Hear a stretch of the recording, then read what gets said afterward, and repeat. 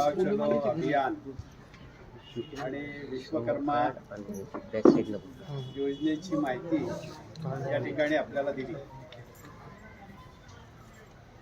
विश्वकर्मा योजना ही आपल्या देशाचे लाडके पंतप्रधान आदरणीय नरेंद्रजी मोदी साहेब यांनी 18 पगड जातीसाठी जे आजपर्यंत दुर्लक्षित होते त्यांच्यासाठी ही योजना सुरू केलेली आहे। आणि या योजनेचा लाभ हा खरोखर गरजू व्यक्तींना मिळणार आहे। या योजनेविषयी बरेच गैरसमज पसरले होते, ते गैरसमज दूर करण्याच्या उद्देशाने जागोजागी अशा प्रकारचे मेळावे घेऊन त्या मेळाव्यामधून या योजनेची माहिती दिल्या जाते। प्रणव बोलवार सर या ठिकाणी आहेत, आपल्या वाशिमचेच आहेत। ते या योजनेची जी जिल्हास्तरीय समिती आहे त्या समितीचे जिल्हा अध्यक्ष आहेत। केंद्र शासनाने त्यांची नियुक्ती केलेली आहे। या समितीमध्ये अधिक 2 व्यक्ती ज्या जिल्ह्याच्या समितीमध्ये आहेत त्या एक सुरेश भाऊ लुंगे जे आपल्या भारतीय जनता पार्टीचे जिल्हा अध्यक्ष होते ते सचिव आहेत, आणि दुसरे सचिव एक तानाजी पवार म्हणून मालेगावचे आहेत ते आहेत। हे 3 अशासकीय सदस्य यांची ही समिती, आणि या समितीमध्ये जिल्हाधिकारी आणि इतर काही अधिकारी असा या समितीचं स्वरूप आहे।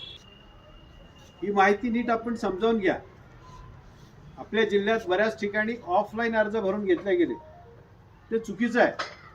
ऑफलाईन अर्ज चालत नाहीत। ऑफलाईन अर्ज जर घेऊन कोणी म्हणत असेल की आम्हाला 500 रुपये खर्च येतो, 500 रुपये खर्च द्या, 200 रुपये खर्च येतो, खर्च द्या, तर ते चुकीचं आहे। अशा प्रकारचं जर कोणी कार्यकर्ता, कोणी जर एखादा नागरिक जर अशा प्रकारे जर तुमच्याकडनं पैसे काढत असेल, म्हणत असेल किंवा ऑफलाईन अर्ज भरून घेत असेल तर तो फसवणूक करतोय हे आपण ध्यानात घ्या।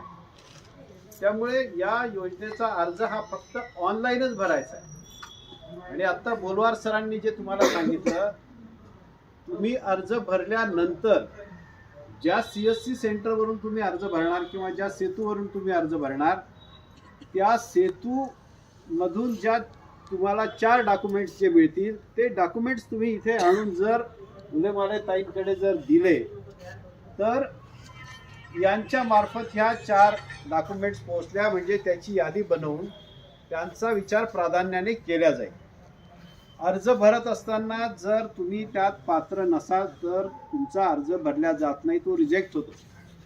म्हणजे एक 1 बाय 1 कॉलम भरावा लागतो, आणि तो कॉलम भरत असताना आधीची माहिती पूर्ण भरल्याशिवाय तो कॉलम पुढे सरकत नाही। त्यामुळे अतिशय पारदर्शकतेने नरेंद्र मोदीजींनी ही योजना आपल्या गोरगरीब जनतेसाठी अंमलात आणली आहे।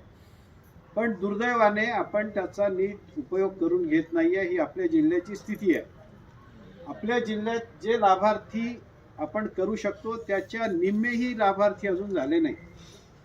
म्हणजे त्यामुळे ही आपण विशेषतः जे भारतीय जनता पार्टीचे कार्यकर्ते आहोत हे आपलं अपयश आहे, कारण योग्य प्रकारे आपण ही योजना त्या ठिकाणी पोहोचवू शकत नाही।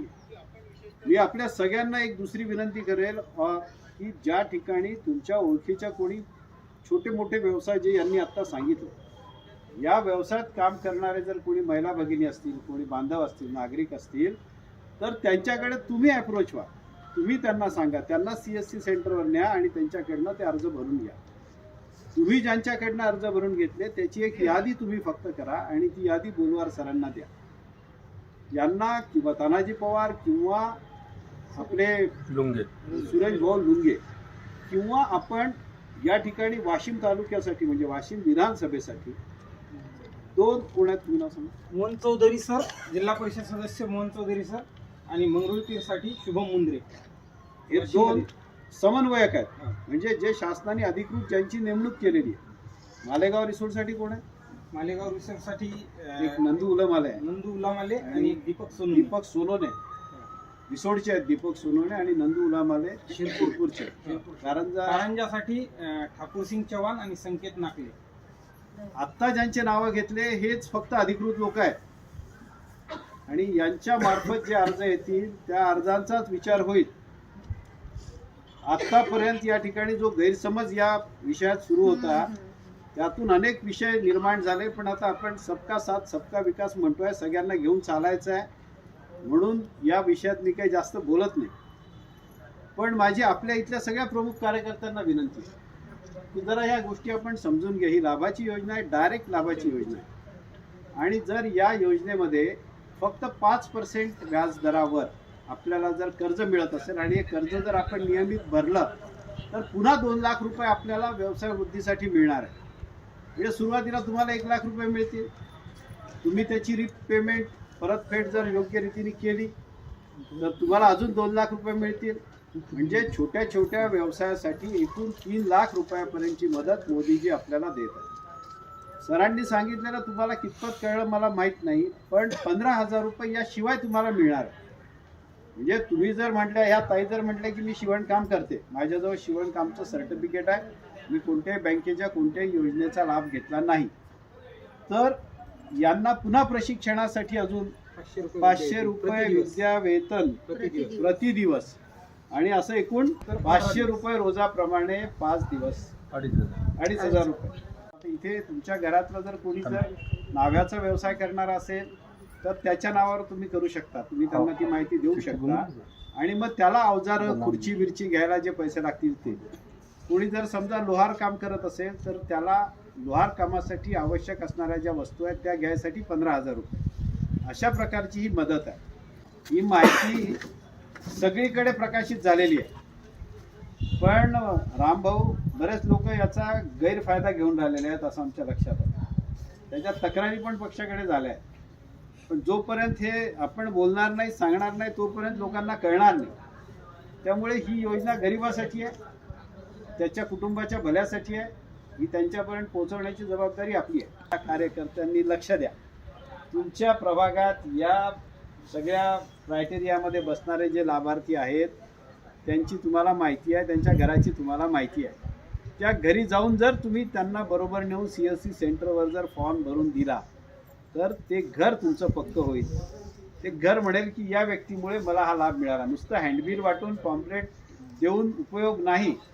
तुम्हाला खऱ्या अर्थाने जर ही योजना राबवून घ्यायची असेल, त्या लोकांचं भलं करायचं असेल, त्या लोकांना आपल्याबरोबर जोडायचं असेल तर थोडा वेळ काढा, एक यादी तयार करा आपल्या प्रभागातल्या लोकांची आणि त्या यादीप्रमाणे लोकांच्या घरी जाऊन त्यांना समजावून सांगून त्यांना तिथपर्यंत नेऊन त्यांचा फॉर्म भरून घ्या. फॉर्म भरल्यानंतर तो जर सक्सेसफुली भरला गेला असेल तर ती यादी तुमच्या सहीनिशी माझ्या प्रभागातले हे लाभार्थी मी भरलेले आहेत म्हणून यांच्याजवळ आणून द्या. म्हणजे ती मंजूर करताना यांना माहिती होईल आणि हे तुम्हाला कळवतील की तुम्ही दिलेल्या यादीप्रमाणे एवढे नावं मंजूर झालेले आहेत. आणि मग तुम्ही पुन्हा त्या लाभार्थ्यांना भेटून सांगू शकाल की तुझा मी अर्ज भरला होता, तुझी केस मंजूर झाली आहे, तुला 1 लाख रुपये मिळाले आहे आणि ट्रेनिंगसाठी तुला या तारखेपासून या तारखेपर्यंत तिथे जायचं आहे, त्याचे पैसे तुला वेगळे मिळणार आहे. म्हणजे ते घर ते कुटुंब तुमच्याशी जोडलं जाणार आहे. तुम्ही आत्ता नुसते हँडबिल वाटून जर करत असाल तर ते लोक घेतात, वाचतात आणि मग आमच्याकडे तक्रार करतात की साहेब हा फॉर्म भरला जात नाही, ऑनलाईन ते होत नाही, तो CSC सेंटरवाला ते करत नाही कारण त्याला त्यात पैसे मिळत नाही. त्याला फॉर्म भरायचे पैसे शासन देतं. म्हणजे हे पैसेही त्याला आपण द्यायची गरज नाही, पण हे CSC सेंटरवाले जे लोक आहेत, हे CSC सेंटरचे लोक आपल्याकडून 100, 200, 300, 500 रुपये घेतात. हे पैसे त्याला द्यायची गरज नाही. तो जर तसे पैसे तुमच्याकडून घेत असेल तर त्याची एक तक्रार जर तुम्ही कागदावर लिहून केली की मी विश्वकर्मा योजनेचा फॉर्म भरण्यासाठी या CSC सेंटरवर गेलो असताना त्यांनी माझ्याकडे 100 रुपयाची मागणी केली आणि ती तक्रार जर तुम्ही यांना दिली किंवा कलेक्टर साहेबांना दिली किंवा मग तहसीलदारांना दिली किंवा जिल्हा उद्योग केंद्राच्या अधिकाऱ्यांना दिली तर त्याचं CSC सेंटर रद्द होऊ शकते. म्हणजे इतका गंभीर हा गुन्हा आहे. पण दुर्दैवाने आपल्या कार्यकर्त्यांना या विषयाची माहिती नाही, त्यांना हे माहीत नाही, कळत नाही, कोणी आत्तापर्यंत सांगितलं नाही. मी प्रणव आणि यांच्यावर भयंकर नाराज आहे. त्यांना मी म्हटलं की हा तुमचा अधिकार आहे, तुम्हाला नेमला आहे शासनाने आणि तुम्ही योग्य प्रकारे लोकांमध्ये जाऊन मेळावे घेऊन हे सांगितलं पाहिजे. पक्षाचे कार्यकर्ते म्हणून आपल्यापैकी कोणीही हे काम करू शकतं. मोदीजींनी जे काही कार्यक्रम केले आहेत, ज्या योजना दिल्या, या योजना जनतेपर्यंत, लाभार्थ्यांपर्यंत, योग्य व्यक्तीपर्यंत पोहोचवणं ही आपली जबाबदारी आहे, कर्तव्य आहे. तुम्ही, मी, आपण सगळे पक्षाचे कार्यकर्ते आहोत, मोदीजींचे कार्यकर्ते आहोत, म्हणून आपण हे केलंच पाहिजे. पण हे करत असताना आपण योग्य पद्धतीने केलं पाहिजे. दिशाभूल करून जर आपण मतदारांमध्ये किंवा लाभार्थ्यांमध्ये जर जाणार असू तर फायद्याच्या ऐवजी आपला तोटा होईल, लक्षात ठेवा. ते लोक पुन्हा तुम्हाला घरात येऊ देणार नाहीत. ते म्हणतील की तुम्ही आम्हाला फसवलं, आमचा अर्ज तुम्ही भरून घेतला, आमच्याकडून 500 रुपये घेतले आणि आज आम्हाला त्याचा लाभ मिळत नाही, आमचा रिजेक्ट झाला, आम्हाला फायदा मिळाला नाही. आमच्या शेजारचा हा व्यक्ती आहे, त्याला मात्र फायदा मिळाला आणि आम्हाला मिळाला नाही. आम्ही तुमचं काम का करायचं, कशासाठी करायचं, तुमच्याबरोबर कशासाठी राहायचं, हा प्रश्न आपल्यासमोर निर्माण होऊ शकतो. त्यामुळे ज्यांना हे कामं करायचे आहेत त्यांनी थोडंसं गंभीरतेने या कामात लक्ष दिलं पाहिजे. 500 रुपयाच्या मागे न लागता लोकांकडून आपण 1 रुपयाची अपेक्षा न करता मोदीजींसाठी 1 मत आपल्याला कसं मिळेल ही अपेक्षा आपण केली पाहिजे. प्रामाणिकपणाने ती योजना लोकांपर्यंत पोहोचवली पाहिजे. त्यामुळे आपण सगळ्या महिला भगिनी इथे आल्यात. यापैकी अनेकांच्या कुटुंबातले व्यक्ती, तुम्ही स्वतः जरी करत नसल्या तरी तुमचा मुलगा करत असेल, तुमचा भाऊ करत असेल, तुमचे पती करत असतील, त्यांना या योजनेचा लाभ तुम्ही मिळवून देऊ शकता. पण त्याची जी पद्धत आहे त्या पद्धतीनेच तुम्हाला जावं लागेल, नाहीतर तुम्हाला लाभ मिळणार नाही. मग मात्र तुम्ही यांच्यापैकी कोणाला दोषी समजायचं नाही. त्यामुळे ही योजना सगळ्यांना समजावी म्हणून आज नितीनने या ठिकाणी हा कार्यक्रम ठेवला आहे. नितीनचं मी अभिनंदन करतो की अशा प्रकारे आपल्या प्रभागातल्या लोकांचा त्यांनी या विषयातला हा कार्यक्रम ठेवला आहे. तुम्ही पण इतरांनी हा कार्यक्रम ठेवावा. त्याचबरोबर एक मोदीजींचा हा गाव चलो अभियान, जे आता गाव चलो अभियान जे सुरू आहे त्या अंतर्गत हे चर्चासत्र ठेवलेलं आहे. या गाव चलो अभियानची माहिती अंजलीताईंनी तुम्हाला दिली. भारतीय जनता पार्टीचे कार्यकर्ते तुमच्या घरी येतील. तुम्हाला जर वेगवेगळ्या शासकीय योजनेचे लाभ मिळाले असतील तर तुमची माहिती घेतील, तुमचा फोटो काढतील, तुमच्या घरावर कमळ काढतील, तर त्यांना सहकार्य करा. आपल्या सगळ्यांना माहिती आहे की या देशात आदरणीय पंतप्रधान नरेंद्रजी मोदींसारखं नेतृत्व अनेक वर्षानंतर आपल्याला मिळालं आहे. जे निस्वार्थी व्यक्तिमत्व आहे, तळागाळातल्या माणसाची सेवा करण्याची ज्यांची वृत्ती आहे, भारतीय जनता पार्टीच्या